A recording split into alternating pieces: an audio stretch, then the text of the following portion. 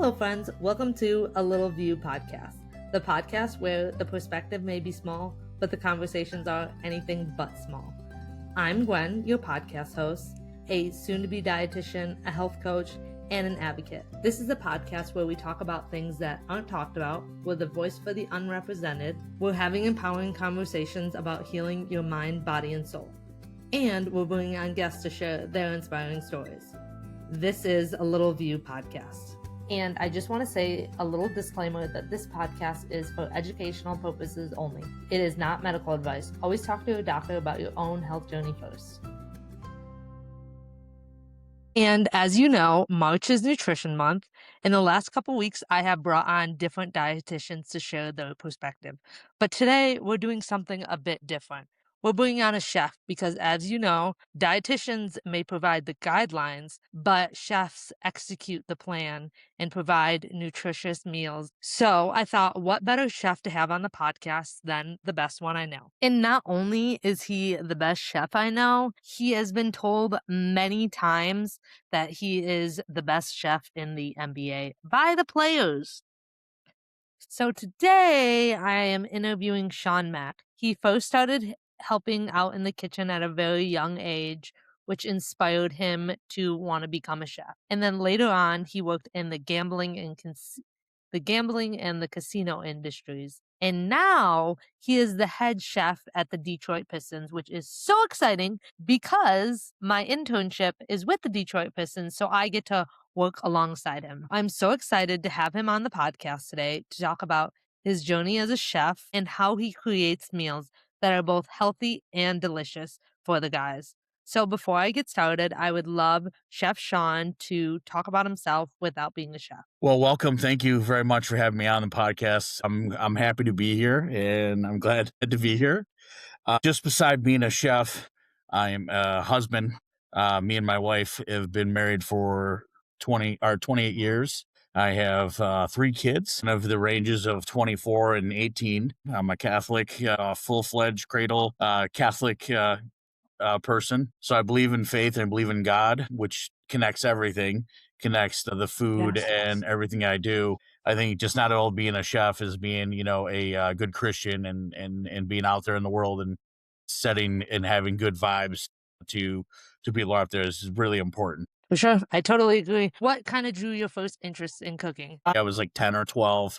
My mom took me to my grandfather's house and we went in the backyard and we were looking at all the fruits and vegetables that he was growing in his backyard. And I had a chance to just really touch, feel, and smell everything. And for me, that's just how cooking is. It's all these senses. And then from that early age, I think that kind of inspired me to become a chef, was doing that with my grandfather. Growing up in age of television, watching some of the shows, Julia Child's The Cajun Man. I just watched the different ways of how doing things and different kind of cuisines. I kind of just liked it. I thought it was just interesting at the time. So would you say you were always in the kitchen making different foods then? With or without your grandpa? I would say I was learning to cook, kind of watching my mom and my grandparents, and they would do Polish descent. So I did a lot of pierogies. So our grandparents would roll out the pierogies and have all the kids kind of help out to be able to shape them and be able to put the little finger marks on it to poke around them to seal everything in and all the potato in there. So that's kind of I think where I first got to really love and have passion for being in this business. Food is very social. When we draw a specific memory to a certain type of food, it not only makes it more special, when there's a memory tied to it, especially with people, it makes our desire even stronger. I would assume you agree with me in that aspect. Oh yeah, absolutely. I think that's the biggest thing as chefs. We try to recreate those food memories and try to elevate those dishes that we had when we were kids to nowadays.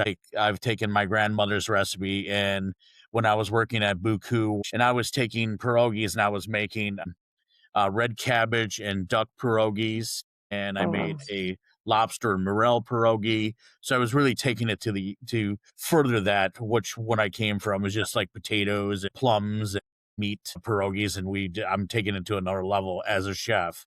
And that's what I think you Mhm. do. You want to recreate those memories when you're a kid, and kind of like that whole Ratatouille thing. If you ever watched the movie Ratatouille, it's all about those memories that really connect with us and connect to people, Mhm.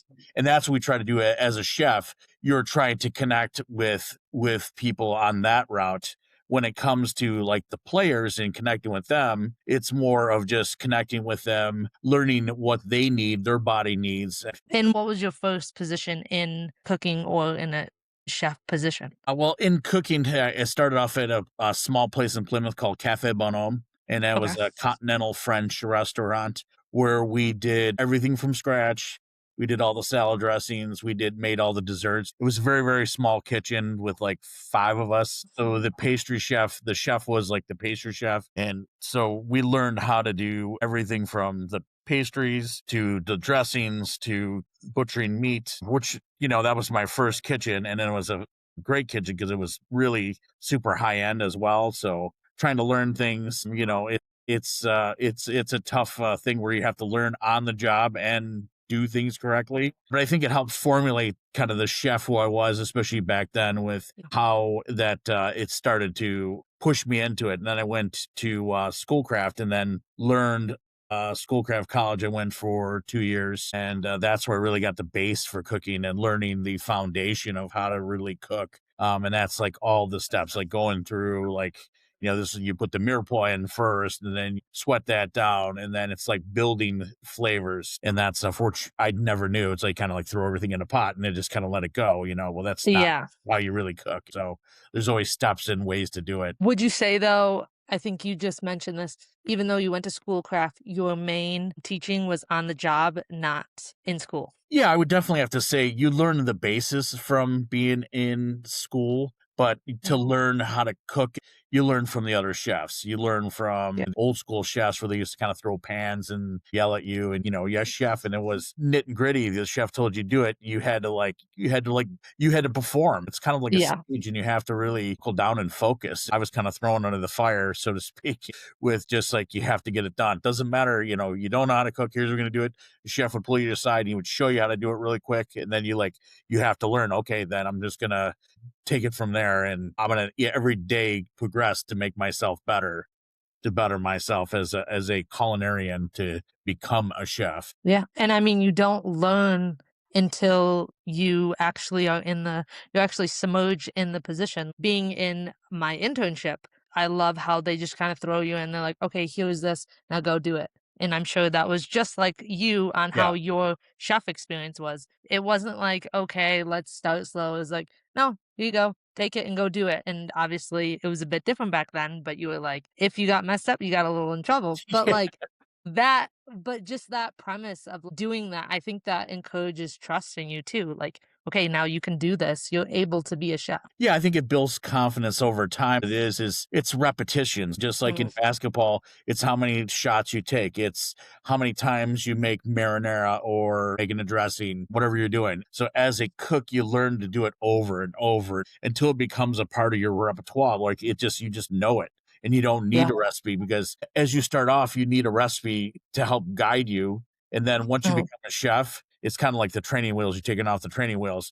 You don't use the Yeah. recipe kind of as a guide, but then that's all it. It's all from your taste. It makes total sense because obviously to enhance flavor or to know flavor better, you have to have a better palate, which means you have had to try stuff more, which means obviously a longer period of time. And what do you think is an ingredient that helps pull out the flavor even more? Salt. People do not know how to season correctly to bring out the flavors of what you need to do. Yeah, I definitely feel like I've learned that more, is especially salt. Now though, even with the whole salt aspect, because obviously that's important, is you working from the gambling in the casino industry to now working with elite athletes. How do you think that differs? Well, I mean, it definitely differs a little bit because when I was in the casino, I was just trying to please people. And you're kind of Yeah. like, it's a mainstream broad stroke. This is an individualized thing. So you have Mhm. to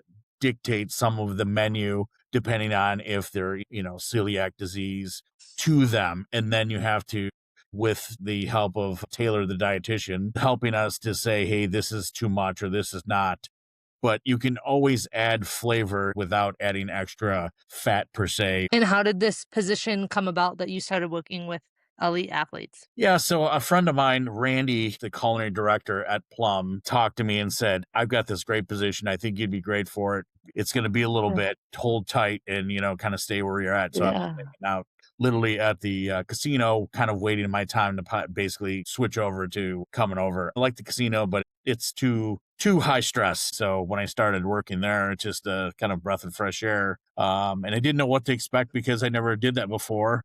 I had friends who have worked for the Pistons early on. Master Chef Shawn Loving, he worked as the chef for the Pistons when Rick Hamilton, when they won the other title.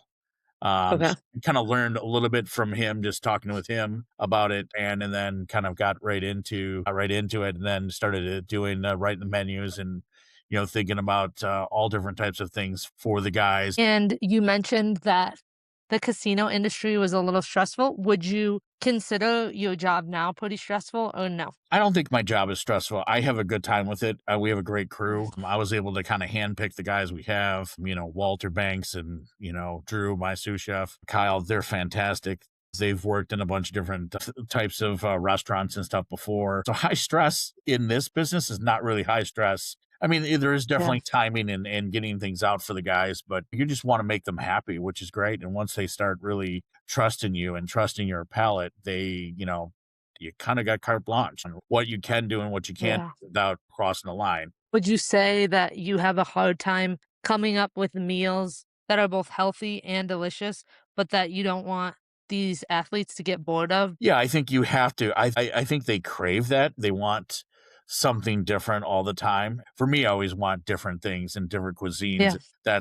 Just because it's broad. I want to broaden their horizons as well because some of these guys have been eating just like Chick-fil-A and McDonald's and that kind of stuff. Yeah. In this, we're really bringing some great proteins and different types of fish, meats, and bison. And we're bringing them a lot of different flavors and textures and different types of meats and proteins so they're satisfied. If they don't want something, we automatically kind of go, nope, don't do it. Take it right off. Yeah.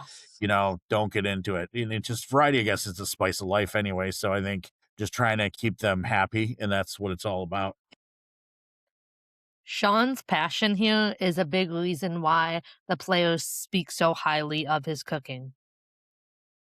Where do you get your inspiration for these meals? So for me, the inspiration comes from anything. I'm always constantly reading, so it's always seeing Yeah. what is out there. And I think as a chef, you never really want to become stale. So you're Yes. always trying to look for something different. There's a great chef of mine who said, "You're only as good as the last meal you put out." So you keep putting Yeah. out different meals and doing different things. And that really resonated with me when we first came here was Cade. We found out Cade was vegan. So we're like, oh, Yes. we're gonna have to do vegan stuff. I've never really done vegan cuisine. I've done vegetables and stuff like that, but that doesn't consist of like a vegan protein that would, Yes. suffice as that protein. So that was a little bit of challenge, but then it became fun because it was something new for us to do. And anything Yeah. for us chefs, we love to do it and we kind of dig deep into it and then, find out different ways to be able to do it to have different flavors and textures. I actually love how Chef Shawn did this because instead of doing the typical vegan food, quote unquote, just a salad or boring tofu, he's finding ways to make it something they actually want to eat and enjoy. So not just something basic and boring. And it tastes better too. Now, what would you kind of say the things that come to mind? What are some things that come to mind when you're thinking about making these meals? Well, I think you have to take in all different considerations, and that's is what their needs are. And we Okay. try to stay middle of the road, meaning stuff that has definitely lots of protein in it and a different mixed stuff, especially of the grains. So it definitely having some quinoa and some of the brown rice and basmati, like a mix of trio of mixes to give it some Mhm. flavor, texture, and color. And then adding different flavored sauces that are not high in fat. And just, really just utilizing all the different techniques that we have, the grilling, the searing, like the air frying in Yeah. there, get that kind of texture. And let the meat basically speak for itself. So not to get too, we don't definitely want to get too fancy. We just kind of want to, Yes. showcase the foods and the products that are there in just in those different ways or different techniques to bring out the best flavor. Presentation is very important as well? Of course, presentation I think is everything. You eat with your eyes. If it doesn't Yeah. look good, then you're not going to want to eat it. So sweet potatoes and broccolini and colorful Yeah. vegetables kind of add to the dish that you have to make it Mm. look good. And all it is, and then once they taste it, you lure them in. So after that, just you could knock them out with the flavors and let the protein speak for themselves. And what would you say are your, like, main staple ingredients you always add to meals? I mean, I don't think there's a staple ingredients. Definitely, like we Okay. talked, the salt is the one thing, and Yeah. Walter would probably say that he calls me the Polish salt monster. Because I like to season because it does bring out all flavors. So if you don't season enough, it doesn't bring out the flavors, doesn't give you that oomph that you really want. Definitely citrus, definitely another thing that a lot of cooks miss out. Like, hey, I don't know why I can't balance this out. Well, you're always looking for something salty, something sweet, Yes. something that is citrusy, then spice too. So it's all those different senses and stuff. So then would you say that the main staples in what you're making is a balance of everything? Because you can't really, if one outweighs the other, then it's gonna be too strong in something and too little in another thing? Yeah, I mean, everything is a balance. The life is all a balance, and Yes. when you're making food, there's not one ingredient. But I mean, if I was to say one ingredient, it'd be just salt and Yeah. black pepper, and then really because that's all you need is you need something that's spicy with something that's salty, and then you need something that's bitter and something that's sweet to kind of balance everything out, and then of course the citrus to kind of give it that sourness too. Now what is your favorite meal you would say that you make for the athletes? I would say anything for me, it would be comfort food. I'm a huge comfort food fan. So Mhm. anything that brings me back to my roots, Yeah. anything like slow cooked or the braised short ribs or a one pot meal to me is the kind of like home that is coming back. Mhm. If it's a one pot meal and then you get everything that kind of the flavors kind of meld together and then you just, Yeah. yeah, it's like to me it's phenomenal that you do that and you could just and actually the next day it's even better and then the day after that it's even better. Yeah. Kinda like a spaghetti sauce or something, but I would say comfort food in itself. I think any of the comfort food stuff that we do, and I think they like it as well. We just did like the pork chops, and we don't normally do pork, and it was so good. The pork chops were fantastic from Beeler Farms out of Ohio. They're so delicious, and the guys loved it, and we had some nice home cooked like collard greens and stuff with it and some smoked chicken that went inside that. So it's just lots of balance of flavors. It's all good home cooked food that's the best kind of stuff, brings you back to your roots or your like we talked about earlier, the memories, food memories. Yeah. Now, I mean, that's what we want to do. I mean, these guys are young guys, so their mom, I'm Yeah. assuming their mom was cooking for them. So hopefully Yeah. I'm doing it justice. So how I'm sure it makes you feel good when these athletes come to you and compliment your meals, would you say? Oh, yeah. I mean, we've heard so many players that have been through there. So now it's been since 2019, almost 7 years. So I've had players that say this is the best food in the NBA. And I'm like, Oh, yeah, okay, wow. that's great. But then I Yeah. keep hearing it over and over again. I go, what are they feeding them at other NBA teams? I said, are we feeding them anything worthwhile? Or they just That's feed them crazy. salmon because a lot of them say it's like the same stuff every day. But Yeah. have different stuff to make it worthwhile than not the same old grilled and that. So you got to mix it up. I think variety of life and variety in food is that's what it's all about. And what would you say is the biggest challenge of this job? I don't think there's any really big challenges. I just because I know the guys now. I mean, I think Yeah. it was in the beginning is like, okay, how do we make vegan pancakes? Like that was Yeah. like like the vegan items were the ones that were kind of an Achilles heel because we never really, I made pancakes before, but how do you make them vegan or how do you make them celiac? And Yeah. then learning about using different rice flours and stuff to make it. Just kind of playing and having a good time because chefs, as we get older, we like to play in the kitchen. Sometimes it comes Yeah. with some great results. I think that's like the vegan items. I think that was the hardest thing for us. But other than that, well, I mean, food wise, we understand food, so it's just putting those foods on the plate for the guys and letting the food speak for itself. And what would you say is the best part of the job? The best part of the job is hearing that they love the food and we Yeah. won the game. That's a huge one. So if they lost, you're like, they may not like the food if they lost, but it's like if you win and then Yeah. they love the food, you're like, okay, well that's a double plus, so it's a fun job and we love being there with the Pistons and are so thankful to be there, working every day with Plum and the Detroit Pistons and just having a good time. And I think this year, we're gonna be good going into the playoffs, and I think we're gonna have a long run. So And would you say you feel some sort of, like, feeling good per se that you're contributing to the win by feeding them these nutritious meals? I would like to think so. I mean, I don't think I really am, but I think down deep I want to feel like that. I think we all want it, but we want to feel part of the team. And I mean, they Yeah, know us and recognize us, so we are part of the team. So yeah, we're just the exactly. food aspect of the team, and hopefully we make them happy and make them smile. And that's all I can ask for. If they're happy and Sure. they smile and say, "Hey, I love it, Chef," and keep up the good work, then yeah, absolutely. Or when Yeah. they say best in the NBA, then that's make me feel happy. And my last question I always ask my guests is if you were younger and you knew where you were gonna be now, what would you tell yourself? Like, would you believe that you were in this position now when you were younger or when you first started being a chef? You know what? I probably would have been like, no way. There's no way I'll ever get there. I mean, I'm happy to be where I'm at, and I couldn't have been happier or more blessed to be where all the different stuff that I learned and that because it shaped the kind of chef that I am today. Exactly. And what would you tell a new chef coming in? Like, what advice would you give to a new chef? Geez, if I was going to tell new chefs, I would. I tell all the chefs that come to work with us is if you don't love what you do every day, if it's not in your bones, and you don't breathe it in every day, and you don't eat, it's not Yeah. for you because this is a tough business. It's really Yeah. tough, and if you don't love it, I mean, you have to have a passion for it, and you got to love it It's because it'll pick you up and it'll throw you down, and this it's hard and it's a great business and I love what we do. And it's just, doing it every day. I mean, I've been doing this for almost 30 some years, but I still love it. And I fall in love with it every day that I come to work and get to work with the great food that we have and truly blessed. yeah.